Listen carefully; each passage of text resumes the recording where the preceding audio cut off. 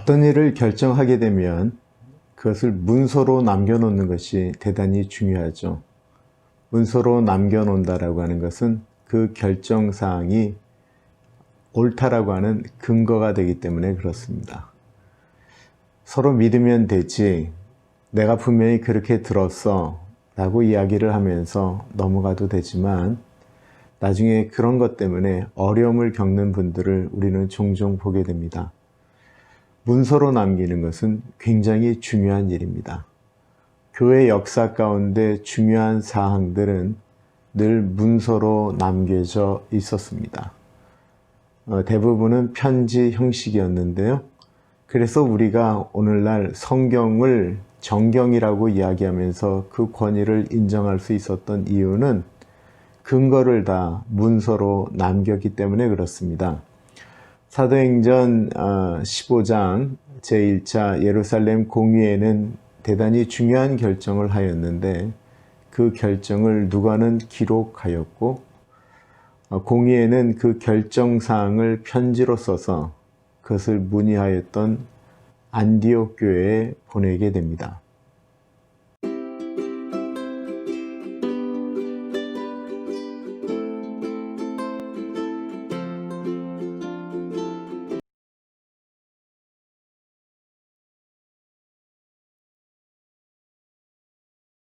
이방인들이 예수님을 믿게 되자 유대인들이 주장하였던 할례와 율법을 지켜야 된다는 이야기는 폐기되고 그들은 그 문제를 질의하였던 안디옥 교회에 편지를 하게 됩니다.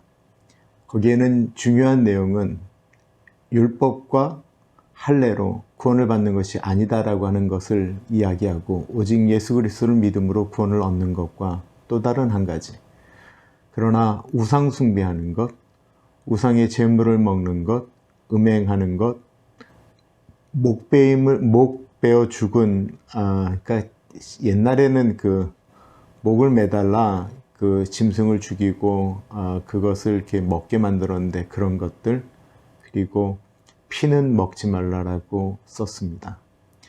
이것을 편지로 써서 안디옥 교회로 보냈던 것이죠.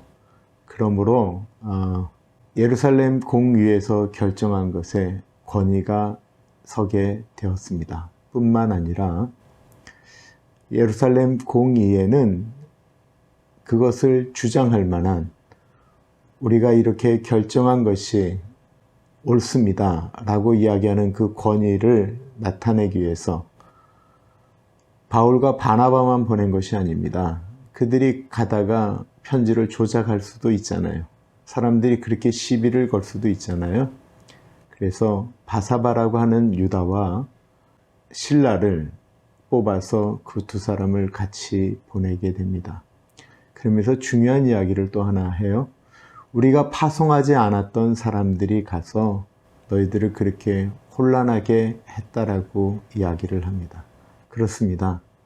그들은 예루살렘 공의회에서 파송하지 않았던 열심 있는 유대주의자들이 가서 율법을 지켜야 된다라고 이야기하고 할례를 행하여야 된다라고 이야기했던 것입니다. 오늘날도 이런 일들이 종종 일어납니다. 본인의 열심과 본인의 생각입니다. 그래서 권위를 무시하고 이것이 옳다라고 생각을 하면 사람들의 말을 무시하며 나아갑니다. 이해도 됩니다. 본인들 생각에는 그것이 진리라고 생각하기 때문에 그렇습니다. 근데 교회 역사가 지금 대략 2000년이거든요. 교회는 끊임없이 갈등하고 힘들어하는 일들을 서로 고민하고 아파하면서 지금까지 왔습니다. 어쩔 때는 너무나도 강하게 말씀하시는 것 같아서, 어디서 들은 말씀이 사실인 것 같아서 요즘은 아주 쉽게 카톡이나 페이스북이나 이런 SNS를 통해서 사람들에게 전달을 하는데요. 그것이 과연 옳을까요? 우리는 어떤 것들을 성경에 비추어서 보고 성경에 비추어서 이것이 옳고 그른가를 생각해 보아야 합니다. 베레아 사람들이 그렇게 행하였거든요. 누구한테 들은 얘기다라고 해서 덮어놓고 믿은 것이 아니고 그것이 과연 맞는 말인가 고민했다라는 것입니다. 하나님의 말씀의 권위는 성경에 있습니다. 기록되어진 하나님의 말씀에 있는 것이죠. 그 기록된 말씀이 하나하나 만들어졌던 것이 이런 회의를 통해서고 문서를 남겼기 때문에 그렇습니다. 사도 바울이 썼던 글들이 편지 형식으로 나아가서 오늘날도 있었기 때문에 그것이 정경에 들어갈 수 있었던 것입니다. 좋은 게 좋은 거라고 해서도 안 됩니다. 내가 들은 이야기라고 해서도 안 됩니다. 제일 정확한 것은 문서로 남겨진 것이고요. 결정사항입니다. 이렇게 되어질 때 우리는 그 말에 권위를 인정하게 되고 그 말을 따라 들어가게 됩니다. 권위주의는 참 나쁜 것이지만 단체에 권위가 있다는 것은 나쁜 말이 아닙니다. 그것은 엄밀한 의미에서 질서를 의미하기 때문에 그렇습니다. 무질서는 혼란을 야기합니다. 무질서 때문에 사람들의 마음이 갈라집니다. 어떤 것이 결정되기 전까지는 싸울 수 있지만 결정된 다음에는 지켜주어야 합니다. 지키지 않을 거면 뭐하라 결정을 하겠어요? 신앙생활 하는데도 참 어려운 건 결정했는데도 불구하고 자꾸만 지켜지지 않을 때입니다. 그럴 때는 리더가 고통을 받습니다. 결정했으면 따라주어야 하는데 잘 안 됩니다. 하나님께서 우리에게 권위를 허락하여 주셨습니다. 소크라테스가 오죽하면 이런 말을 했을까요? 악법도 법이다.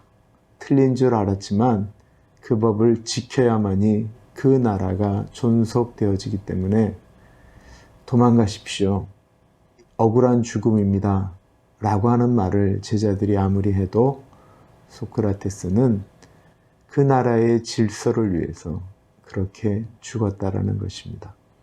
그럼 안디옥 교회랑은 이 권위에 대해서, 이 결정에 대해서 어떻게 받아들였을까요?